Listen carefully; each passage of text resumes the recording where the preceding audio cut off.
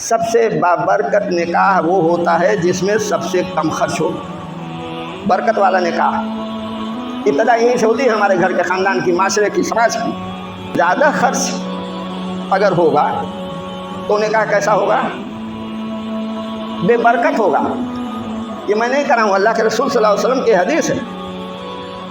اور جب بنیاد ہی بے برکتی پر ہو جائے گی تو پھر اس سماج کا، اس گھر کا، اس ازدواجی جوڑے کا معاملہ کیسا ہوگا؟ وہی ہوگا جو ہم تمام لوگ دیکھ رہے ہیں اور سمجھ رہے ہیں۔ الحمدللہ الحمدللہ نحمدہ ونستعینہ ونستغفرہ ونؤمن بہ ونتوکل علیہ ونعوذ باللہ من شرور انفسنا ومن سیئات اعمالنا من يهد الله فلا مضل له ومن يضلله فلا هادي له ونشهد ان لا اله الا الله ونشهد ان محمدا عبده ورسوله اما بعد فان اصدق الحديث كتاب الله وخير الهدي هدي محمد صلى الله عليه وسلم وخير الامور اوسطها وشر الامور محدثاتها وكل محدثة بدعة وكل بدعة ضلالة وكل ضلالة في النار أما بعد فقد قال الله تعالى في كتابه أعوذ بالله من الشيطان الرجيم بسم الله الرحمن الرحيم يا أيها الناس اتقوا ربكم الذي خلقكم من نفس واحدة وخلق منها زوجها وبث منهما رجالا كثيرا ونساء واتقوا الله الذي تساءلون به والأرحام إن الله كان عليكم رقيبا يا أيها الذين آمنوا اتقوا الله حق تقاته ولا تموتن إلا وأنتم مسلمون وقال تعالى محترم حضرات، آج کے جمعے کا جو میرا موضوع ہے، وقت اور حالات کے لحاظ سے ہو سکتا ہے کہ کچھ باتیں کچھ لوگوں کو ناگوار گزریں، لیکن معذرت کے ساتھ کچھ کہنے کی اجازت چاہتا ہوں۔ جہاں اللہ تعالیٰ کے بندوں کی بہت ساری نشانیاں کلام پاک میں بتائی گئی ہیں، انہی نشانیوں میں سے ایک نشانی یہ ہے والذین اذا انفقوا لم یسرفوا ولم یقتروا وکان بین ذلک قواما۔ اللہ تعالیٰ کے محبوب بندے وہ ہوتے ہیں، یا اللہ تعالیٰ کے بندوں کی نشانی یہ ہوتی ہے کہ جب وہ خرچ کرتے ہیں تو اس میں فضول خرچی نہیں کرتے اور بہت زیادہ بخالت بھی نہیں کرتے، بلکہ اعتدال کا راستہ اختیار کرتے۔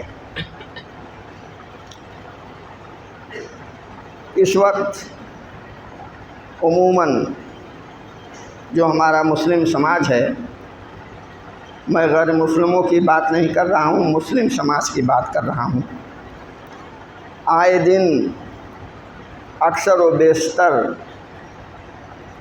گارجینس، صرف اپنے گاؤں کی بات میں نہیں کر رہا ہوں، عمومی بات کر رہا ہوں، کی طرف سے یہ شکایت آتی ہے کہ گھر کا ماحول بگڑ رہا ہے، اور حقیقت بھی ہے۔ بیٹے باپ کے باغی ہیں، باپ بیٹے میں دوریاں ہیں، گھر میں ساس بہو کے جھگڑے ہیں، اور نہ جانے کیا کیا مسائل ہیں، جس سے گھریلو سکون بگڑ رہا ہے، یا گھر کا شیرازہ منتشر ہو رہا ہے، یا گھروں کے اندر لوگوں کے دلوں میں ایک دوسرے کے تعلق سے دراڑ پیدا ہو گیا ہے، یا ہوتا چلا جا رہا ہے۔ جبکہ ہمارے سماج کی، مسلم سماج کی، مسلم خاندانوں کی علامت یہ بتائی گئی ہے کہ وہ شیشہ پلائی ہوئی دیوار ہوتے ہیں، ایک دوسرے کے غم گسار ہوتے ہیں، ایک دوسرے کے دکھ درد میں شریک ہونے والے ہوتے ہیں اور ایک دوسرے کو سہارا دینے والے ہوتے ہیں، لیکن یہ ٹوٹتا اور پھوٹتا ہمارا سماج، یہ بکھرتا ہوا خاندانی نظام اور بکھرتی ہوئی اور ٹوٹتی ہوئی دکھ بھری سوسائٹی، اس کی وجہ کیا ہے؟ وجوہات پر غور کرنا چاہیے، اس لیے کہ اگر میرا جسم اگر کمزور اور لاغر ہوتا چلا جائے یا ہو رہا ہو تو فوراً فکر ہونی چاہیے کہ کوئی بیماری ہے کیا، فوراً اس کا جائزہ لینا چاہیے، ڈاکٹر کے پاس جانا چاہیے، اس کی تحقیق تفتیش کرنی چاہیے، اسی لحاظ سے علاج کرنا چاہیے۔ یہ عام عقل مند آدمی کا یہ کام ہوتا ہے۔ دیکھیے، بہت دور نہ جا کر کے میں آتا ہوں، جو بنیادی چیز جو میں سمجھ رہا ہوں وہ یہ ہے کہ یہ جو ہمارے خاندانی نظام کی جب بنیاد پڑتی ہے، یعنی جب شادی ہوتی ہے، جب گھروں میں رشتے ایک دوسرے کے ساتھ ہوتے ہیں، اللہ کے رسول صلی اللہ علیہ وسلم نے جو فرمایا ہے اور ہم اور آپ جانتے ہیں، ہمارا آپ کا یقین ہے کہ اللہ کے رسول صلی اللہ علیہ وسلم کی کہی ہوئی بات نہ جھوٹی ہوئی ہے، نہ ہو سکتی ہے، نہ ہوگی۔ دنیا اس پر ریسرچ کر رہی ہے اور کرتی جا رہی ہے اور اس حقیقت کو ماننے پر مجبور بھی ہو رہی ہے۔ سب سے بابرکت نکاح وہ ہوتا ہے جس میں سب سے کم خرچ ہو، برکت والا نکاح۔ ابتدا یہیں سے ہوتی ہے ہمارے گھر کے، خاندان کی، معاشرے کی، سماج کی۔ اگر اس کا الٹا، یعنی زیادہ خرچ اگر ہوگا تو نکاح کیسا ہوگا؟ بے برکت ہوگا۔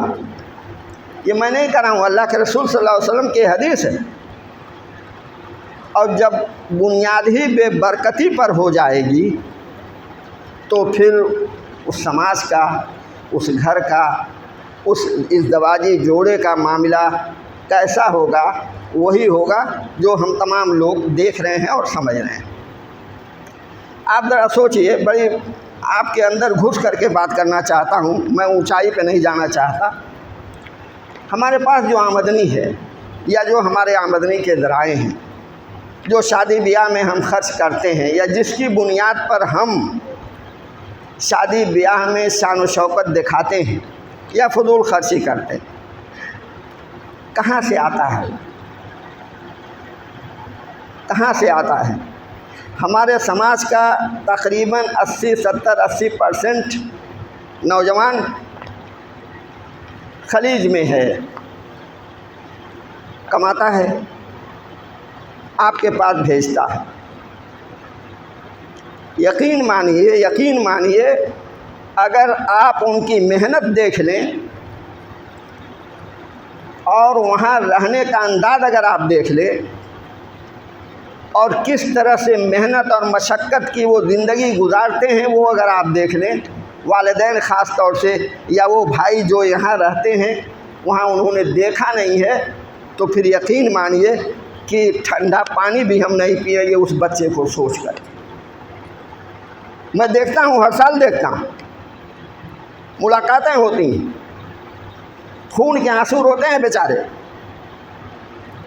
رات و دن نہ سونے کا وقت ہوتا ہے، نہ جاگنے کا وقت ہوتا ہے، نہ ناشتہ ہو پاتا ہے قاعدے سے، نہ پانی ہو پاتا ہے قاعدے سے، نہ کھانا ہو پاتا ہے قاعدے سے۔ بھاگم بھاگ کی زندگی۔ رہائش کا یہ عالم ہوتا ہے کہ جیسے ٹرینوں میں ہوتا ہے اسی طرح سے نیچے اوپر رہ کر کے وہ دو پیسہ بچاتے ہیں، تب آپ کو آپ کے پاس وہ بھیج پاتے ہیں، چاہے 20,000 بھیجیں، چاہے 50,000 بھیجیں، چاہے لاکھ بھیجیں، جو بھی جس کی ہو۔ اچھی نوکریوں، مشکل سے اچھی نوکریوں میں مشکل سے 10-5% ہوں گے یا 2-4% ایسے ہیں جن کی اپنی تجارتیں ہیں، ان کی میں بات نہیں کرتا،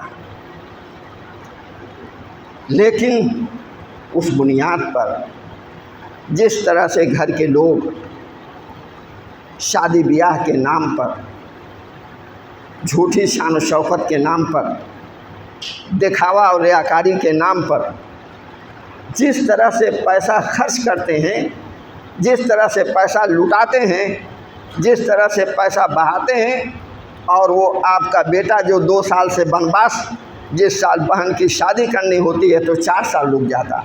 क्यों भाई घर क्यों नहीं गए? बहन की शादी थी, कर्जा हो गया है।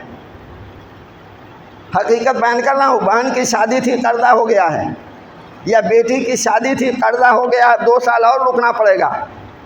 ज़रा सोचिए, दिल पर हाथ रख करके आप सोचें, ठंडे दिमाग से सोचें, ज़रा सा बुरा मत मानिएगा, ठंडे दिमाग से ज़रा सोचें कि किस तरह से वो बेचारा 2-2 साल, 3-3 साल, 4-4 साल अपने बाल बच्चों से, अपने माँ बाप से दूर रह करके वनवास की ज़िंदगी गुजारता है, और हम शादी ब्याह के नाम पर फजूल खर्ची करके, झूठी शान बगाड़ करके क्या मिलता है हमको? सिवाय इसके कि ज़हनी कोफ्त, टेंशन, परेशानियाँ, बेबरकती, कर्ज का बोझ और न जाने क्या क्या चीज़ें जो मिलती हैं। यकीन मानिए ये क्यों ऐसा है? इस्लाम की तालीमात के ख़िलाफ़ जब समाज की बुनियाद पड़ेगी तो यही सब चीज़ें होंगी। टंड घंट में पैसा दो, आपका गाढ़ी कमाई का पैसा जाता है गैरों के पास, मिठाई वगैरह का पैसा जाता है गैरों के पास, सोने और चांदी पैसा जाता है गैरों के पास। अपनों की कितनी दुकानें हैं, और हो भी तो भी ज़रा सोचिए कितनी लूट मची हुई है शादी के नाम पर, शादी के कपड़ों के नाम पर, शादी के टेंट घंट के नाम पर लाखों लाख रुपया चला जाता। कभी ठंडे दिल से हमने आपने सोचा, बैठ कर के सोचा कि हमारा वो बेटा या हमारे वो बेटे जो बाहर कैदी बने हुए पड़े हुए हैं किस तरह की ज़िंदगी गुजार रहे हैं? और फिर सितम बालाए सितम, उनके एहसास बयान कर रहा हूँ। जुल्म पर जुल्म ये उनके साथ होता है। खुदा न खास्ता जब नौकरी उनकी छूट जाती है, जब घर पर आकर बैठते हैं तो उनको रोने के लिए आंसू भी नहीं मिलता। लोगों की निगाहें बदल जाती हैं, लोगों के व्यवहार बदल जाते हैं, ताल्लुकात जो कल तक बहुत हमदर्द बनते थे साहब सलाम बंद कर देते हैं, माँ बाप की निगाहें बदल जाती हैं, लोगों का मामलात जो है, लोगों के मामलात बिगड़ जाते हैं, ख़राब हो जाते हैं। कहते हैं कि अगर 2 साल घर पे बैठ गए तो कोई जो है सलाम करने वाला नहीं मिलता। आप ज़रा सा सोचिए। एक दूसरा पहलू मैं बयान कर दूँ, वो ये है, अल्लाह ताला ने आपको दिया है, नवाजा है, चाहे तिजारत के ज़रिए या बेटों की कमाई के ज़रिए, उससे आप तामीरी काम कर सकते हैं और करना चाहिए, वो ज़रूरी है। तामीरी काम से मुराद ये मत समझिएगा कि बड़े बड़े हम महल बना लें, शानदार महल बना दें, नहीं। अपने बच्चों को पढ़ाइए, आला कोचिंग सेंटर में भेजिए, उनको ऊंची तालीम दीजिए, उनको जो है ऊंचे मकाम तक पहुंचाइए उस पैसे के ज़रिए। आज जो भाई या जो बेटा आपका नौकरी कर रहा है, कल यही घर का आपका बच्चा जब ऊंचाई पर पहुंच जाएगा पढ़ लिख करके, तो फिर वो एक ऊंचा ऑफिसर बनेगा, एक ताकतवर इंसान बनेगा। वो गुलाम नहीं बनेगा, वो नौकर नहीं बनेगा, बल्कि यह कि उसके हालात कुछ और होंगे, उसकी इज़्ज़त कुछ और होगी। लेकिन अगर इसी तरह से कमाते रहे, उड़ाते रहे, बर्बाद करते रहे, तो फिर 2 शक्लें होंगी जो अल्लाह ताला ने कलाम पाक में भी कहा है और नबी करीम सल्लल्लाहु अलैहि वसल्लम ने जो हुक्म दिया है कि फजूल खर्ची करने वाले लोग शैतान के भाई हैं। और सबसे बदतरीन निकाह वो होता है जिसमें अखराजात ज़्यादा हों। तो हज़रात, बहुत सारे हमारे सामने दूर के मेहमानान गिरामी कदर भी हैं, इसीलिए मैंने इस मौजू को चुना कि आप तमाम लोग, जितने ख़ास तौर से जो समाज का बड़ा तबका है, जिनको अल्लाह ताला ने नवाजा है, उनसे मेरी गुजारिश है कि अपने बेटों की शादियां सुन्नत के मुताबिक कीजिए, जहेज़ से हट करके कीजिए, बारात से खाली करके कीजिए, सादगी के साथ शादी कीजिए। اور جو آپ کو پیسہ بچتا ہے، جو آمدنی ہوتی ہے، اس سے اپنے بچوں کی بہترین تعلیم دیجیے۔ اگر چند سال اگر آپ نے یہ کر لیا تو سماج کا حال بہتر ہو جائے گا، آپ کے گھریلو حالات بہتر ہو جائیں گے، کسی کے سامنے ہاتھ پھیلانے کی نوبت نہیں ہوگی، آپ دینے والے بن جائیں گے۔ سننے میں آتا ہے کہ شادیوں میں جائیدادیں بک جاتی ہیں، نہ جانے کیا کیا چیز گروی رہ جاتا ہے، کھیت باڑی بک جاتا ہے، نتیجہ اس کا کیا ہوتا ہے؟ بس بربادی، اس کے علاوہ اور کچھ نہیں ہوتا، اور سماج ٹوٹ پھوٹ کا شکار ہو جاتا ہے۔ تو محترم حضرات، بڑے ہی دردمندانہ اپیل آپ سے کرنا چاہتا ہوں کہ آپ لوگ جو بھی کمائی آپ کی ہے غیروں کے پاس مت جانے دیجیے، فضول مت اڑائیے، اس کو بچائیے اور اپنے بچوں کی اونچی تعلیم دیجیے، اچھے اچھے کالجن میں بھیجیے، اچھے اچھے کوچنگ سینٹر میں بھیجیے، تاکہ وہ کل کے لیے ہماری ملت کے لیے، آپ کے لیے عزت اور سربلندی کا باعث بنے، اور آپ کا سر سماج کے اندر اللہ تعالیٰ کے سامنے اونچا ہو جائے اور پوری قوم کا سر اونچا ہو جائے۔ اللہ تعالیٰ سے دعا ہے کہ اللہ تعالیٰ ہم تمام لوگوں کو فضول خرچی سے بچائے، اور مختلف قسم کی جو رسومات، غلط رسومات ہیں، اس سے ہم تمام لوگوں کو بچائے۔ اقول قولی ھذا واستغفر اللہ لی ولکم اجمعین، انہ تعالی جواد کریم ملک بر رؤوف رحیم۔